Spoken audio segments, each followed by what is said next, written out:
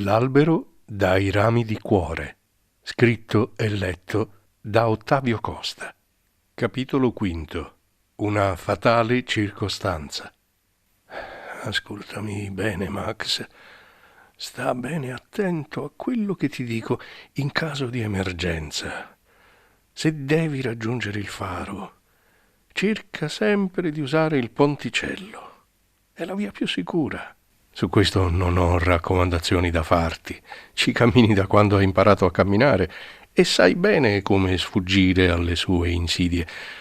Ma se tu fossi costretto a prendere la barca, non usare, ripeto, non usare i remi col mare grosso.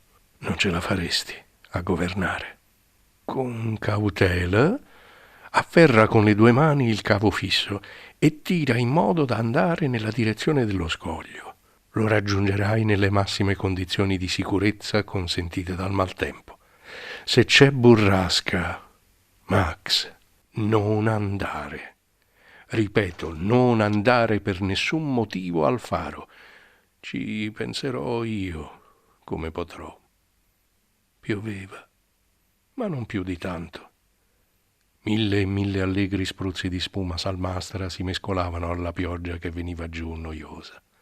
Abbastanza fitta, però, da rendere scivoloso il cammino, soprattutto quando le scarpe passavano su quelle rocce lisce e levigate dai venti, dal mare e dalla salsedine.